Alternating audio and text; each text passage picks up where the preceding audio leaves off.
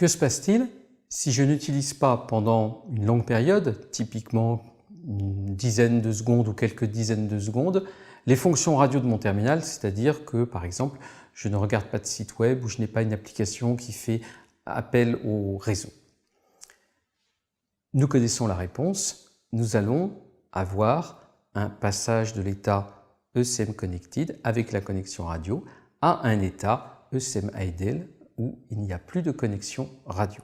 Nous représentons ici l'état initial que nous considérons.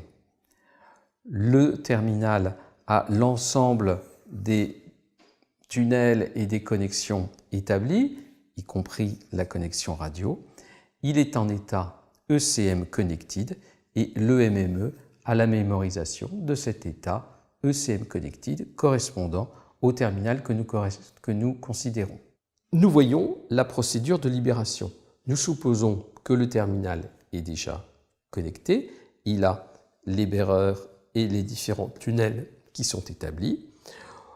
Il est inactif, c'est-à-dire qu'il n'y a pas de transmission de paquets utilisateurs pendant un certain temps. Au bout de ce temps-là, typiquement 5, 10, 15 secondes, le linode B va envoyer un message S1AP demandant la libération du contexte et va indiquer la cause, inactivité de l'utilisateur.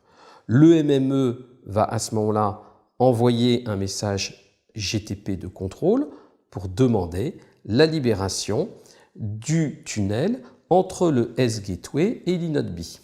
Le S-Gateway prend en compte la demande, exécute, répond positivement au MME que la libération est faite et le MME va informer l'inode B que cette libération est à faire de son côté.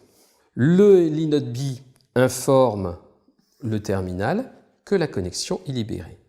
Le terminal va retourner en veille. Côté radio, si l'utilisateur est en train de jouer et que c'est une activité qui ne génère pas d'échange radio, le terminal reste actif. Mais d'un point de vue radio, il est inactif. Il considère que le RNTI n'est plus alloué, donc il ne peut plus utiliser le RNTI, et l'inode B libère la connexion radio et le RNTI.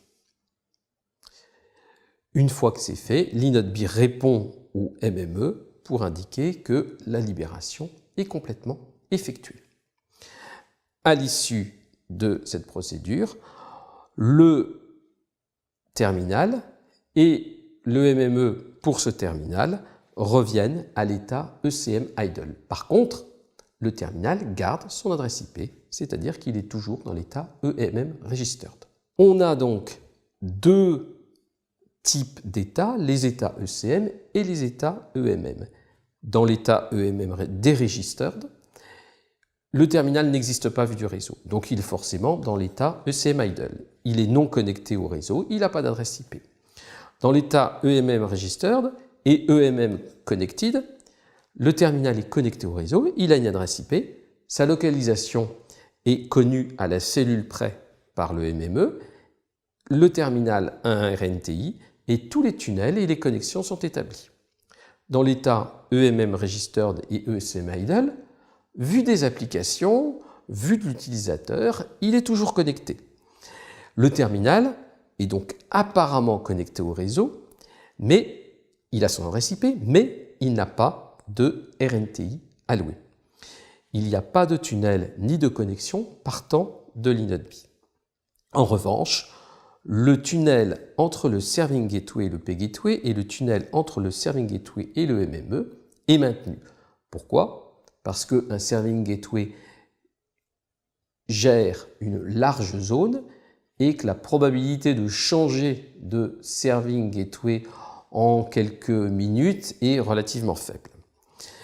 Dans cet état, EMM Registered ECM Idle, la localisation est vague au niveau de l'UE. Le réseau ne se préoccupe pas de savoir dans quelle cellule précise se trouve le terminal. Nous avons donc la visualisation suivante. Lorsque le mobile est complètement absent du réseau, il peut se trouver dans n'importe quel... Il n'est pas associé à une Serving Gateway ou une Pay Gateway, donc j'en ai dessiné plusieurs sur le schéma. Lorsque on s'attache au réseau, on passe en état EMM Registered et ECM Connected. Il y a une connexion RRC, tous les tunnels sont établis. Au bout d'un temporisateur d'inactivité, on va repasser en état ECM idle, mais tout en restant en état EMM registered, c'est-à-dire qu'on garde l'adresse IP.